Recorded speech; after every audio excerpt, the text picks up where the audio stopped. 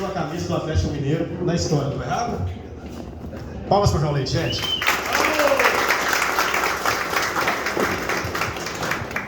Pode abrir um sorriso, Lírio? Depois eu quero que você tire uma foto com esse senhor, porque eu prometi uma foto. Gente, aproveitem essa noite, aproveitem a palestra do João Leite e fiquem à vontade e desfrutem apenas. Muito obrigado. É uma alegria muito grande retornar ao Governador Valadares. A gente gosta muito dessa cidade. Eu não consigo esquecer Valadares porque em 1979 teve uma grande enchente e o Rio Doce machucou o Governador Valadares demais. E nós fomos então fazer um jogo Atlético e Flamengo no Maracanã para as vítimas daquela enchente. Então o time do Atlético foi e o Pelé quis jogar o jogo. Eu sou mineiro, eu faço questão de jogar esse jogo para ter mais torcedores no campo, para ter muito dinheiro para meus conterrâneos de Minas Gerais, o Pelé falou. Mas o Pelé foi um traíra, sabe? Ele devia jogar para o Atlético, que é mineiro, Atlético Mineiro, mas ele jogou para o Flamengo. Gente, tinha 790 mil pessoas no Maracanã. Eu hoje fico vendo assim, às vezes 30 mil pessoas, o grande recorde e tal. Gente, eu joguei com 790 mil pessoas no Maracanã e contra o Pelé, o ataque do Flamengo era Pelé e Zico. Nós perdemos de 5-1. Eu saí revoltado. Eu lembro que foi a primeira vez que eu entreguei uma Bíblia dentro do campo. Quando eu entreguei minha vida para Jesus, eu passei a jogar e jogava com a inscrição na minha camisa, Cristo salva. Aí a CBF proibiu, não pode jogar com essa camisa, senão o Atlético vai perder os pontos. Eu lembro que a imprensa do Brasil inteiro foi a Belo Horizonte. João Leite, está proibido Jesus na sua camisa. Como é que você vai fazer? Da minha camisa você pode tirar Jesus, mas do meu coração não tem jeito não. Ele está lá dentro. Isso tem mais de 40 anos que aconteceu, gente. Aí eu passei a entregar Bíblias dentro do campo. E naquela noite do 5-1, eu entreguei a minha primeira Bíblia em campo, o goleiro do Flamengo. Eu falei, Cantarelli, está aqui a Bíblia para você. Nós sabemos como é essa posição de goleiro, ingrata demais.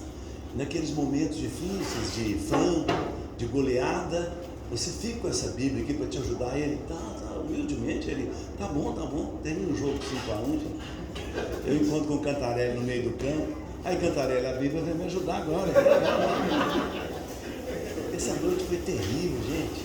Eu cheguei no 5 gols, você tem que explicar demais, né? Aí foi o primeiro gol, foi desse jeito. Então, repórter é terrível, né, gente? Você quer saber como é que foi o gol? Eu nem vi como é que entrou, eu quero saber como é que foi o gol. Aí eu fui entrei no túnel e queria chegar no vestiário. Eles fecharam a porta, era uma grade assim do Maracanã. Voltei no campo, estava tudo escuro. Aí eu olhei que tinha um buraco na grade em cima, eu levantei a perna, enfiei a perna ali, segurei em cima, deu cãibra na perna que estava embaixo. Depois do jogo, deu cãibra. E eu gritava e ninguém me ouvia. Aí com muito custo eu consegui passar por aquele buraco. Cheguei no vestiário querendo xingar todo mundo, né? Estava todo mundo lá, abalado com o 5-1. Então eu lembro sempre dessa ocasião e tenho assim alegria de ter participado por causa do amor que a gente tem, né? Por Valadares, por essa região toda, Resplendor, Galileia. A gente tem muito amor por este lugar aqui e eu tive a honra de oferecer e sofrer 5 gols para que viesse um dinheiro de 790 mil torcedores naquele estádio. Mas, gente, eu nasci numa vila em Belo Horizonte, sou filho de um policial. Meu pai foi um amor de pessoa, foi meu primeiro treinador. Ele chegava, tirava a farda dele, começava a chutar a bola para eu defender e tal. Eu lembro um dia que ele chutou e eu encaixei a bola. Eu, menino, sei lá, 4 ou 5 anos, encaixei e meu pai falou assim, não mexa. Era uma graminha que tinha perto lá de casa e eu agarrado com a bola no chão, você não vai mexer. Veio meu pai lá de dentro com minha mãe. e falou com minha mãe: olha o seu filho, ele vai ser um grande goleiro.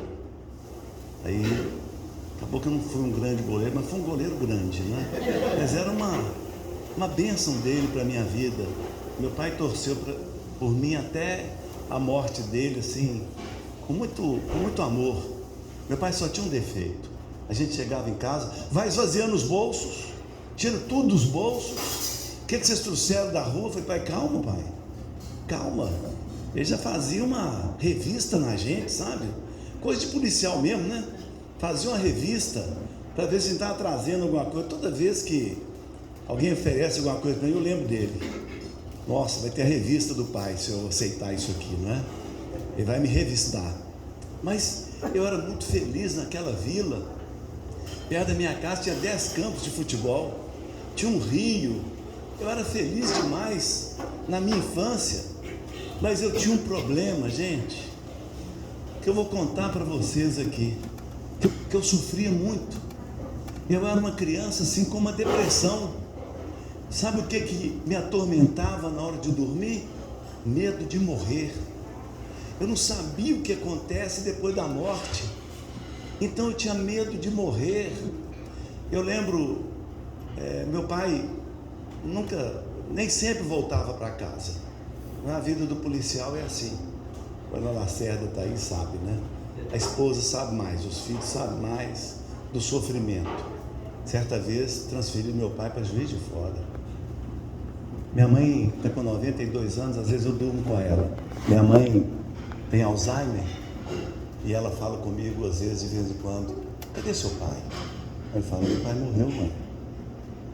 Aí ela fica assim: mas eu esqueci, João, eu estou tão esquecido. Eu falei: mãe, graças a Deus. Você lembra que o pai foi policial? Não lembro não. Ele foi policial. Lembra quando eles transferiram para Juiz de Fora e você ficou com 5 filhos, mãe?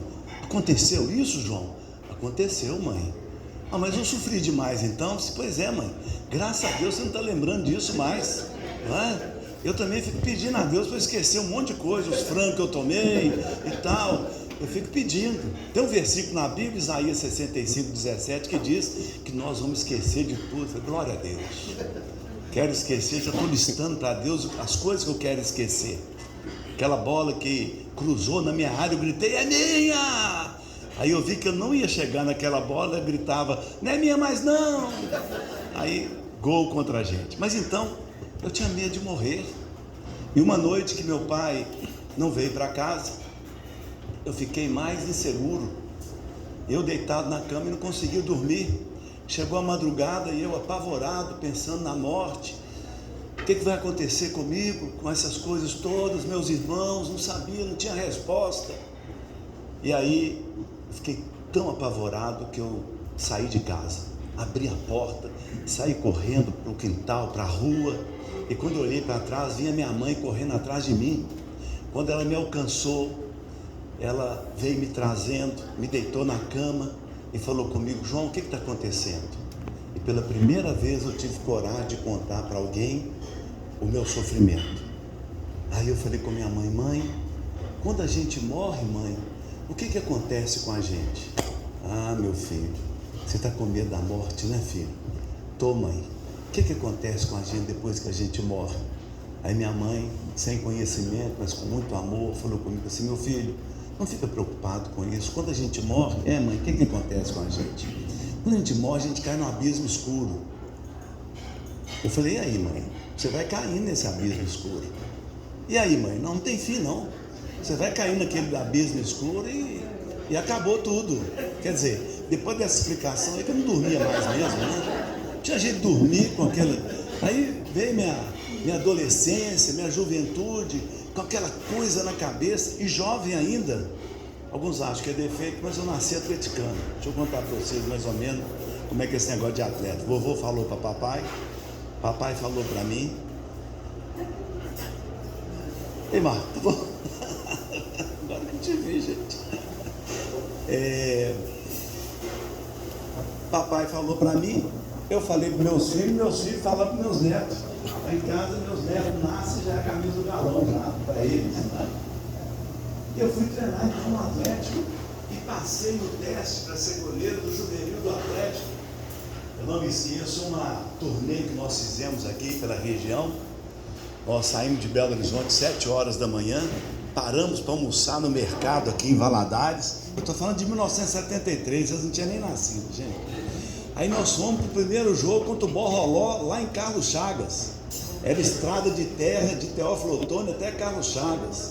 Nós chegamos 9 da noite em Carlos Chagas, imagina. Deu uma tolada na estrada de terra para Carlos Chagas.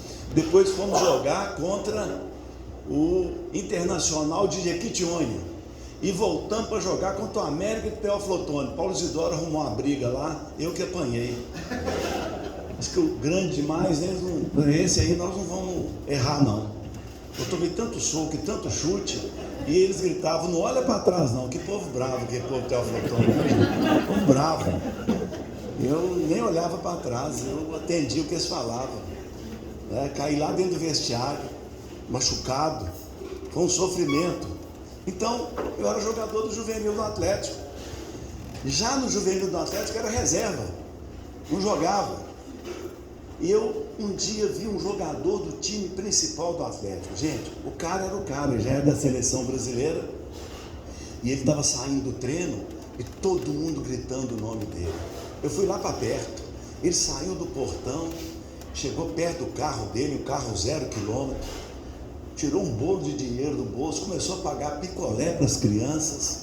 Eu olhando aquilo, entrou no carro e ligou, gente, um toca-fita, Roadstar, auto-reverse. Vocês são novos, vocês não sabem o que é isso.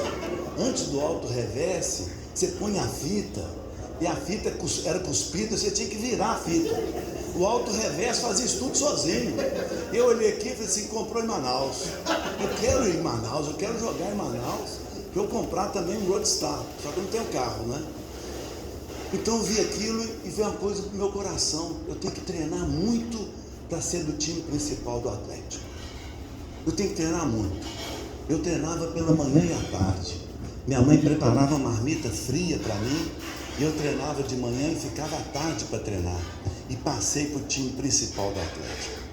Fiquei muito feliz, mas descobri que eu era o 4º goleiro reserva do Atlético. Jogava o primeiro goleiro, que era um argentino.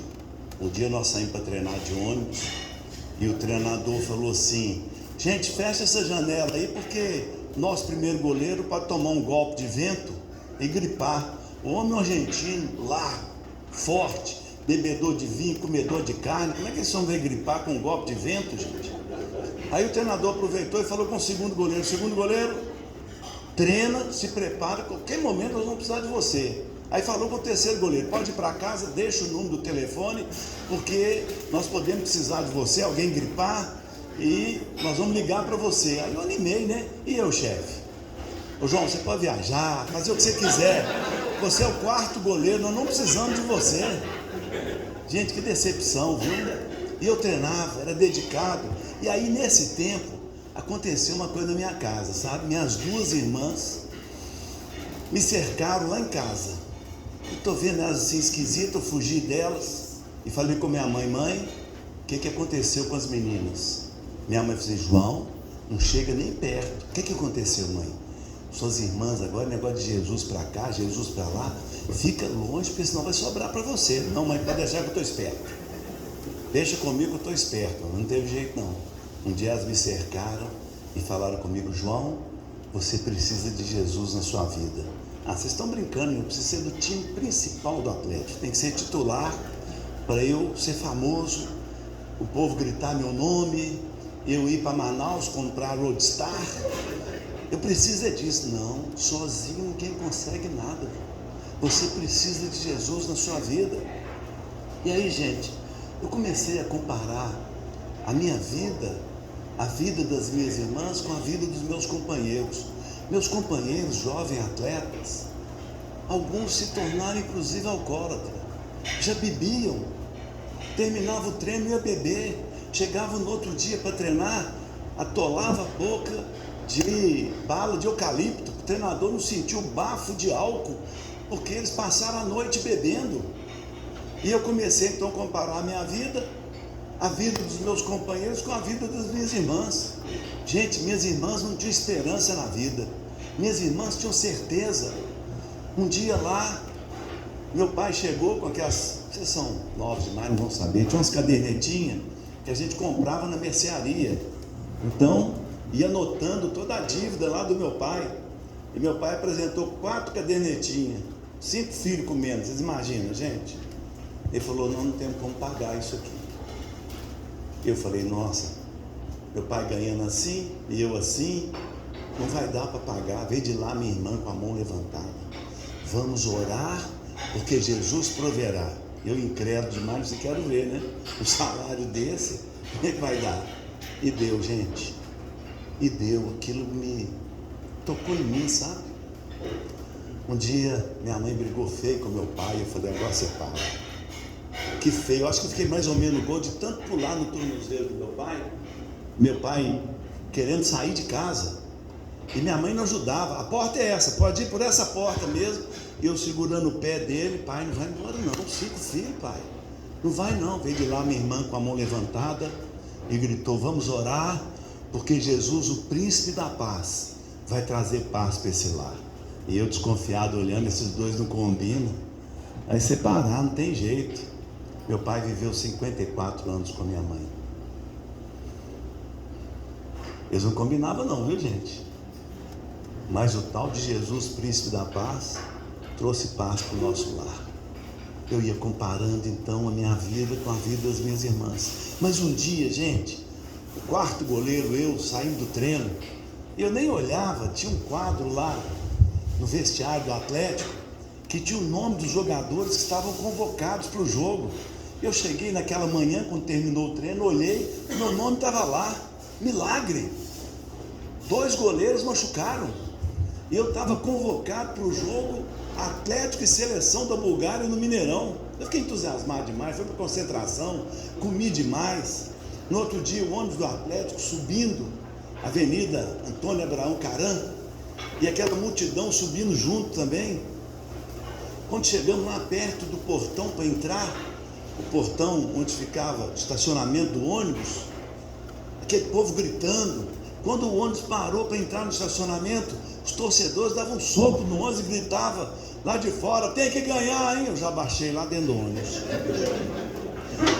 O ônibus parou lá dentro, a polícia militar veio, fez um cordão de isolamento para a gente descer. Eu fui um dos primeiros a descer com a minha bolsa. Quando eu desci, gente, um atleticano, antes do jogo, o cara com a camisa do Atlético, não sei por que ele mirou em mim e partiu para cima de mim. Partiu para cima de mim, um bafo de álcool, e gritou, se perder vai apanhar, hein?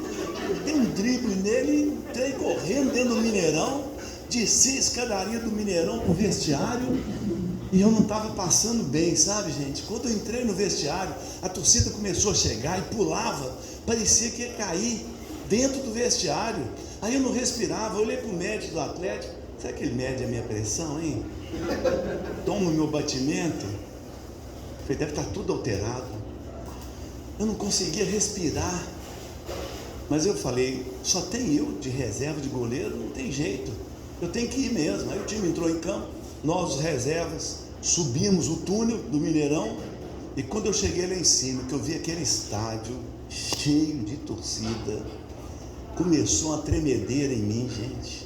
Eu sentei no banco de reserva, juntei uma perna na outra, para o treinador não ver que eu estava tremendo. Eu pensando assim, bom, Atlético e Seleção da Bulgária vai ser 0-0, 1-0 para nós, não é? Mas a gente tinha um time bom, o Atlético tinha um time bom, começou o jogo 1-0 para nós. Daí a pouco 2-0 para nós, eu pensei, para de fazer gol, porque senão o treinador vai achar que está fácil, vai querer me colocar, não tem condição nenhuma de entrar, não consigo respirar, tremendo, não tem jeito. Começou o segundo tempo, 3-0 para nós, e eu olhando para o relógio do Mineirão e pedindo para andar rápido, para terminar o jogo. Faltando 10 minutos para terminar o jogo, eu olhando para o relógio, alguém gritou, João, eu nem olhei, porque eu podia ser o treinador, querendo que eu entrasse, né? Fiquei lá, duro. Aí bateu no meu ombro, eu olhei, era o treinador, João, entra lá. Assim, entra lá. Tinha que ir no túnel central do Mineirão para assinar a súmula de substituição. Eu tremia tanto que eu não acertava o meu nome ali, daquela linha. Aí assinei aquilo e parei na beirada do campo. O goleiro argentino saiu e eu entrei. Gente, Quando eu entrei, eu já senti assim, uma murmuração, ninguém sabia quem que eu era, né?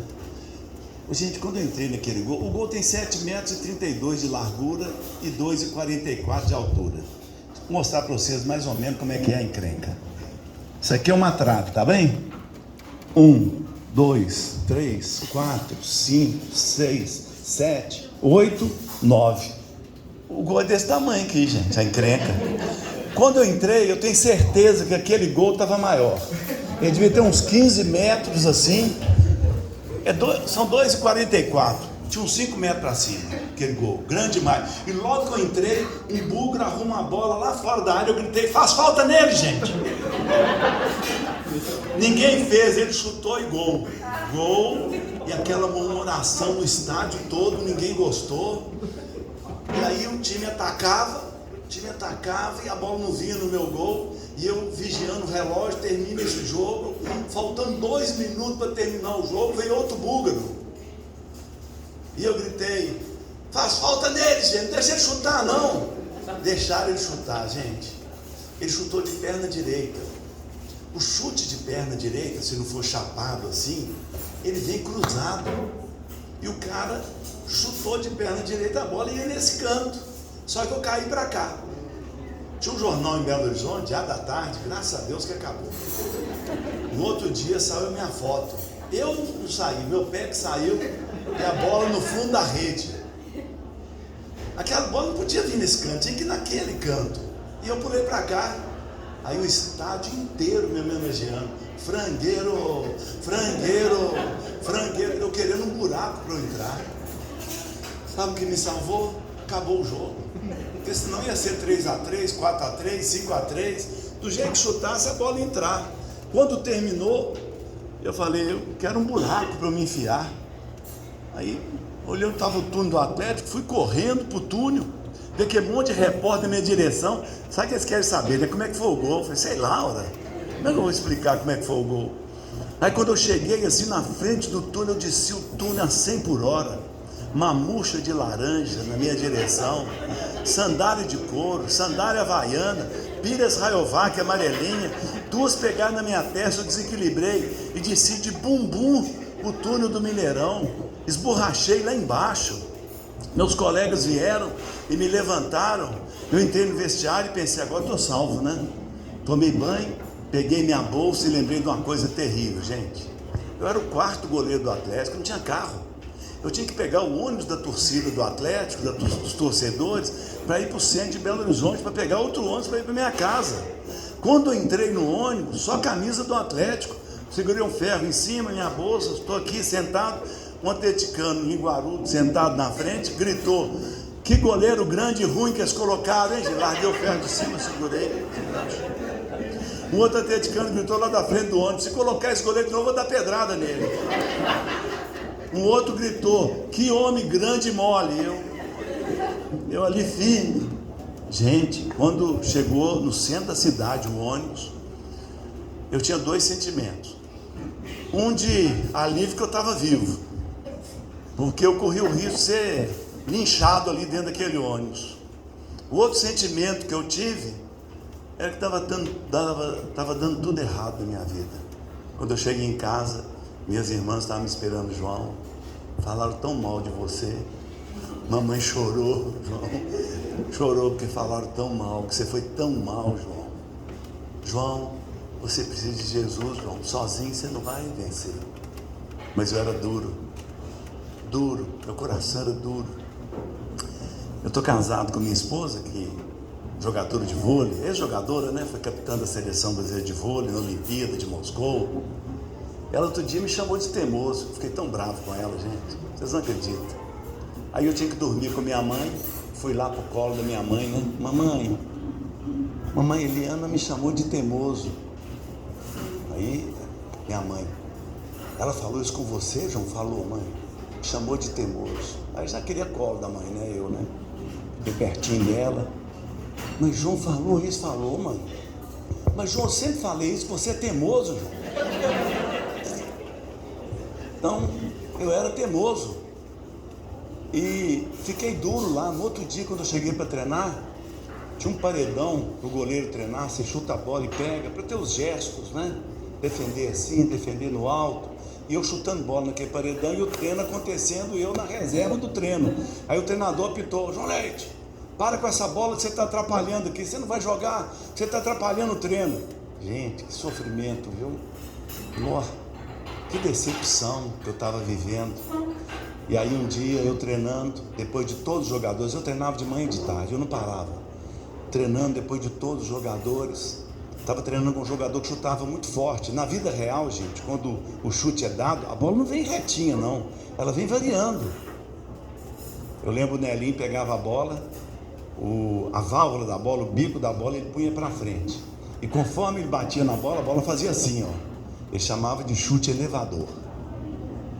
Depois ele chutava uma bola que fazia curva, ele falava assim: não vai na primeira curva não, esse chute tem 2 curvas. Olha para vocês verem a qualidade, né, que a pessoa vai treinando. É que o jogador chutou, a primeira curva da bola veio para cá e eu vim, e a segunda foi para lá, e eu fiz uma coisa que o goleiro não pode fazer nunca, que é colocar a mão na bola sem o corpo estar atrás. A bola foi para lá, deveria ter saltado, espalmado. Eu tentei segurar assim, pegou nesse dedo, tremeu tudo na minha mão.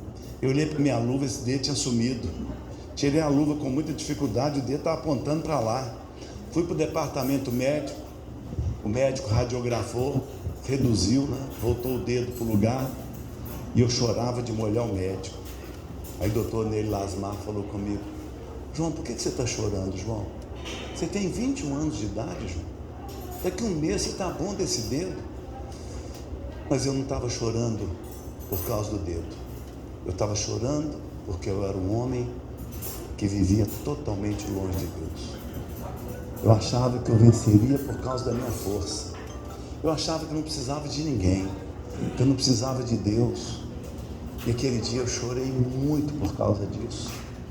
E quando eu cheguei em casa, eu falei com minhas irmãs: me leva a uma reunião, eu quero entregar minha vida para Jesus. No outro dia, minhas irmãs me levaram à reunião. Estava muito cheio, não deu para ficar sentado perto delas. A reunião começou com uma música que era para mim. A música dizia: atribulado coração, em Cristo alívio encontrarás. Consolo, paz e seu perdão, sim dele tu receberás. Ó vem sem demora ao Salvador, porque vacilar e ter temor? Ó vem, vem já. E a música ficava repetindo esse refrão: vem já, vem já, alma cansada, vem já. Essa música era para mim, gente. Aí o homem começou a falar lá na frente: você está aqui nessa noite, não é, pecador? Eu falei: o homem sabe que eu estou aqui, gente. Está vivendo longe de Jesus. Aí, gente, eu fechei os olhos, tinha coragem de abrir os olhos, cabeça baixa. Você esteve lá, ele sabe, estive. Você mentiu, ele sabe que eu menti também. Eu menti. E no final o homem apertou o negócio: você está aí, pecador? Eu falei: estou. Você quer arrepender do seu pecado e entregar a vida para Jesus? Eu falei: quero. Então levanta a sua mão. Levantei, falei: não, que vergonha, esse mãozão levantado, deve estar todo mundo olhando para mim. Aí resolvi abrir um dos olhos para ver se as pessoas estavam olhando para mim. Quando eu abri um dos olhos, gente, tinha uma multidão de mão levantada. Foi interessante, depois fiquei conhecido, encontrava na rua assim uma pessoa: João Leite, aquela noite que você entregou a vida para Jesus, eu estava lá também. Aí eu olhava assim: pecador, hein? Achei que era só para mim, né, gente? Aí aquele homem que estava falando chamou a gente à frente, e nós fomos lá. Quando eu cheguei lá, tinha uma multidão comigo. Ele chegou perto de mim, eu falei com ele assim: você pode me ajudar? O que você quer? Me ensina a orar. Ele falou: hoje nós não vamos ensinar a orar não, nós vamos orar por vocês. Mas eu preciso aprender a orar. Eu tenho um pedido para fazer para Deus, eu não sei pedir, eu não sei orar. Acho que ele ficou com dó de mim assim: quarta-feira eu vou na sua casa, deixa o endereço aqui, que eu vou lá quarta-feira na sua casa. Ele foi mesmo, me ensinou a orar. Quando ele foi embora, eu ajoelhei no canto lá de casa. Nossa casa era uma casa pobre, o chão era de cimento, saíam umas pedras de brito para cima assim. Naquele cantinho da casa eu ia ajoelhar muitas vezes. Eu ajoelhei naquela noite e fiz essa oração que eu nunca mais vou esquecer eternamente. Eu falei: Deus, o senhor sabe como que eu quero ser jogador de futebol? Arruma um time para eu jogar, Deus. Pode ser em qualquer lugar, Deus. Eu vou para qualquer lugar, aqui no Atlético não tenho chance mais. A torcida quer bater em mim. O treinador nem olha para mim, Deus. Gente, eu fiz essa oração, passaram 5 meses. Eu passei de quarto goleiro do Atlético a ser o primeiro. Quando eu comecei a jogar, eu sabia que eu fazia parte de um grande sonho de Deus para salvar muitas vidas. Eu comecei a falar do amor de Jesus para as pessoas. Eu sabia já o caminho. Eu já sabia o caminho agora para que eu pudesse ser feliz, para que eu pudesse ter coragem.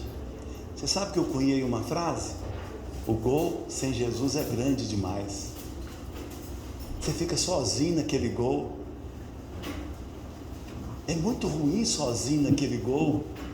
Mas quando você tem Jesus, Ele te ajudando. Eu não me esqueço do terceiro jogo que eu fiz como goleiro titular do Atlético. Foi um jogo em Campinas contra o Guarani de Campinas. O primeiro nós ganhamos do Santos 3-0 no Mineirão. O segundo ganhamos do Botafogo de Ribeirão Preto, lá em Ribeirão Preto, por 1-0. O time do Botafogo tinha Sócrates, era um grande time. Nós vencemos. E fomos para Campinas contra o Guarani, que seria campeão brasileiro no outro ano. Chovia muito em Campinas naquela noite, o estádio lotado. E aí começou o jogo, nosso time era bom, 1-0 para nós. E aí eles começaram a atacar, e a torcida gritando, e no segundo tempo um jogador dele chutou uma bola muito forte. Os jogadores que estão aqui sabem, quando o campo está molhado, a bola bate no gramado molhado, pega mais velocidade. Eu entrei naquela bola para defender e soltei a bola. E eu lembrei que eu era um homem medroso. E comecei a gritar ao meu treinador, queria que ele olhasse para mim, que eu ia fazer assim, ó. Sabe o que é isso? Põe outro. Change, câmbio, põe outro. Mas ele não me ouvia por causa do barulho da torcida e da chuva. E aí dentro do gol, eu lembrei de uma coisa, que falaram comigo: agora que você entregou o coração para Jesus, Ele vai estar com você em todos os lugares. Eu fiz uma oração rápida, porque a bola não parava de vir. Jesus, me ajuda, porque senão eu vou enfiar num buraco de novo. Vou enfiar num buraco de novo. Eu estou com medo. Eu vi que aconteceu uma coisa, ele não bateu uma falta no ângulo, eu tirei. Renato chutou, eu defendi. Capitão, ponta direita, desse que era bom, chutou, pegou na minha perna, na trave e saiu. Terminou o jogo 1-0 para nós. Fui tirando minha luva, indo para o túnel do Atlético. Aí de repente vem aquele monte de repórter na minha direção. Gente, não é possível, o que é que eu fiz agora? Vem eles, aí colocaram o microfone. João Leite, você foi escolhido o melhor em campo. Entregaram um motorrádio, uma camisa, um outro prêmio. Mas nós queremos saber como que um goleiro tão jovem pode ser tão tranquilo. Eu falei, eu? Tão calmo. Eu falei, eu? Lembrei daquela tremedeira minha dentro do gol, né? Como é que você consegue? Você transmitiu uma verdadeira calma para o seu time. Você, Você transmitiu paz para o seu time. Como é que você conseguiu? Aí eu olhei para trás e falei assim, eu consegui porque Jesus estava no gol comigo. Aí o repórter falou assim, você é convencido, hein? Tanto lugar para Jesus estar nesse estádio, no camarote, na tribuna de honra. Ele estava lá no meio daquele barro com você? Eu falei, estava. Se não fosse ele, eu não ficaria nem no gol. Mas ele estava comigo, me ajudando. O que eu ia dizer? Que eu estava bem tecnicamente, não sei o que, mais mente? Tinha que dizer a verdade. E assim foi a minha vida. Muitas vezes eu caí, mas Jesus me levantou todas as vezes, me deu força todas as vezes. Sabe por que eu estou aqui essa noite, gente? Por gratidão. Não é o Marcão, não é a Donep, é a Jesus. É minha obrigação estar aqui e contar para você o que Jesus fez na minha vida e quer fazer na sua vida. Quero partir para terminar, gente, dizendo para vocês que meu pai era um homem assim muito firme, sabe? Muito querido e tudo, mas muito firme. Um dia meu filho mais jovem, que é goleiro também, só que tem 10 centímetros mais do que eu. É um gigante, não é? Está jogando na Espanha agora e eles chamam ele de gigante brasileiro. Ele era adolescente, chegou perto de mim e falou comigo, papai, descobri uma coisa que você tem que me ajudar. O que você descobriu, meu filho? Meu amado, meu querido, meu amor, meu avô não entregou a vida para Jesus ainda. Você descobriu, seu avô é duro. Tem 34 anos que suas tias oram para ele entregar a vida para Jesus, e tem 30 anos que eu oro por ele. O coração dele é duro. Pois eu vou orar pelo meu avô. Eu amo meu avô. Meu avô não pode perder a salvação. Meu avô tem que estar no céu. Quando eu chegar lá, eu quero encontrar com ele. Aquele menino começou a orar pelo avô, orando. Passaram 6 meses, meu pai me liga: você pode vir aqui, João, em casa? Posso. Cheguei lá e ele falou comigo: João, como que eu faço para entregar minha vida para Jesus? Eu falei: pai, repita uma oração comigo. E ele orou. Passaram mais uns meses. Minha mãe me liga, eu estava indo para a casa deles. Minha mãe me liga e falou: seu pai está muito mal. Já liguei para a ambulância, liguei para o médico dele, liguei para minha irmã, levamos ele para o hospital. Quando nós chegamos com ele no hospital, eu do lado assim, minha irmã aqui, e o médico dele apertando a perna dele. Ele tinha muitos problemas circulatórios. Meu pai foi policial num tempo que tinha pouca viatura. Ele, por exemplo, ele fazia a guarda da Avenida Afonso Pena em Belo Horizonte, andando para lá e para cá. E era um tempo que assim o policial não podia colocar o pé na rua e o outro no passeio, na calçada. A coisa era pesada. E ele começou com esse problema. Aí o médico, apertando a perna, perguntou: seu Valdemar, o senhor está sentindo dor? Aí meu pai vira para o médico e fala assim: doutor, eu não sinto dor nenhuma mais. Jesus está aqui comigo. Minha irmã apertou meu braço e falou assim: para de orar por ele, porque ele viu novo céu e viu nova terra. Gente, vocês já imaginaram um cara que tinha medo de morrer, vendo o melhor amigo da vida dele morrendo, mas não estava sozinho? Jesus estava com ele, hein? Depois disso eu nunca mais tive medo de morrer, gente. A gente não morre. Jesus leva a gente. Não tinha abismo escuro nenhum ali. Fiquei impressionado. Quebrei isso aqui, gente. Põe na minha conta, hein? Aí nós colocamos na coroa de flores dele: vi novo céu, vi nova terra, dos filhos, dos netos e dos bisnetos. Sabe, gente, que eu tenho uma neta, ela tinha 2 anos de idade, chama Marina. Marina é uma figura, gente. Ela é impressionante. Com 2 anos de idade, ela chega para mim: vovô, preciso conversar com você. Fiquei pensando, a menina de 2 anos, que a reunião comigo é demais, né, gente? Aí sentei com ela: o que foi, Nina? O que você quer, meu bem? Vovô, queria dizer para você que eu não entreguei minha vida para Jesus ainda. Ô, Marina, como é que eu faço, vovô? Você vai repetir uma oração comigo, confessando Jesus como Senhor da sua vida. Então me ensina, vovô. 2 anos de idade, agora tem 3. Ela tem 3 anos, orou comigo entregando a vida para Jesus.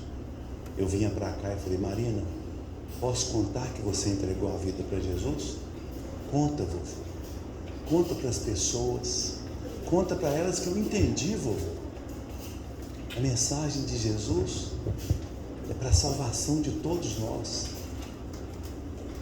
Uma criança de 2 anos entende a mensagem que Jesus morreu para perdão dos pecados dela. Com 2 anos de idade ela entendeu isso.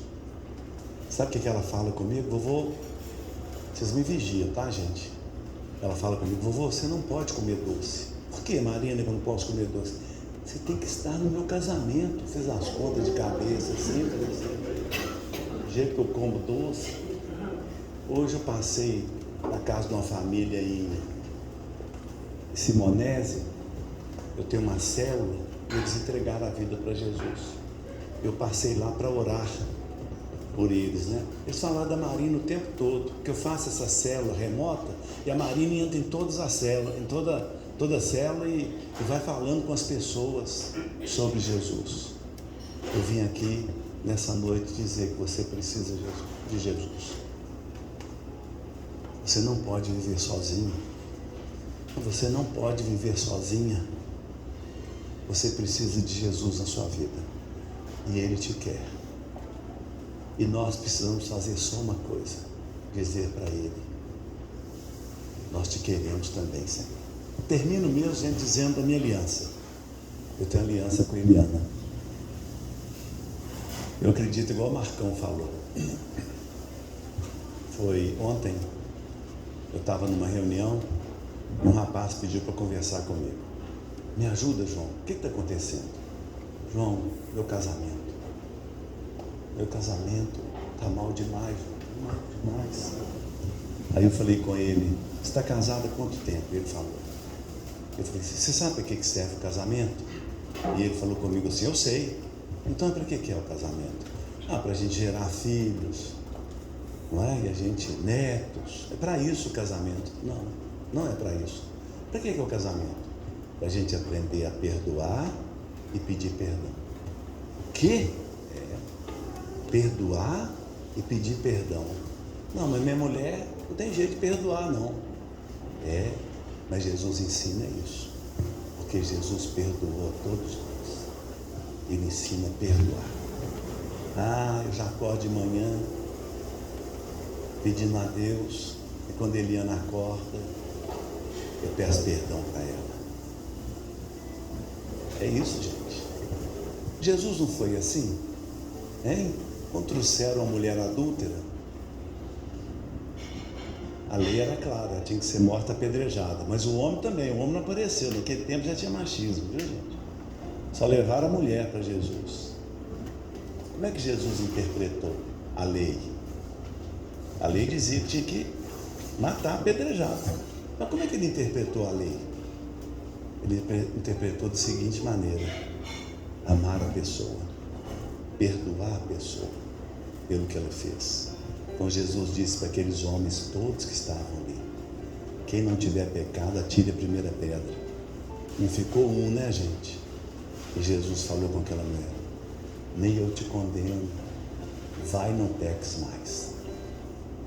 É isso que nós temos que aprender, a perdoar. Então, minha Eliana, casada há 45 anos. Se você tirar minha aliança aqui, você vai ver que está escrito Eliana 1979, quando nos casamos. Eu lembro da noite do nosso casamento. Ela me deixou esperando 1 hora, gente. Eu falei, nossa, vai ser complicado, viu? 1 hora esperando na igreja. Achei que ela tinha desistido. Mas chegou, graças a Deus ela chegou. E aí perguntaram para mim: João, você aceita a Eliana como sua esposa? Eu, sim. Para ela não desanimar, né? Falei, rápido, sim. Encrenca que ela pegou, né? Então, sim para ela. Eu estava casado, gente? Estava? Ainda não, não é? Faltava o quê? Sim da Eliana. Aí perguntaram para a Eliana: e você, Eliana? Aceita o João como seu esposo? Graças a Deus ela falou sim.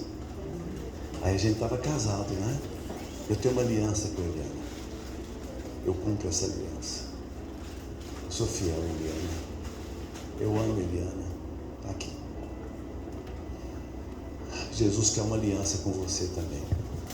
Quando ele morreu lá naquela cruz, ele estava dizendo sim para você. Só que você não tem uma aliança com ele ainda, enquanto você não disser sim para ele. Sim, Jesus, eu te quero também. Qual que é a diferença da minha aliança com Eliana para a minha aliança com Jesus? Com Eliana, até que a morte nos separe. Com Jesus, eternamente. É para sempre. Nem a morte vai separar essa aliança. Podemos ficar de pé? Eu queria fazer 2 orações.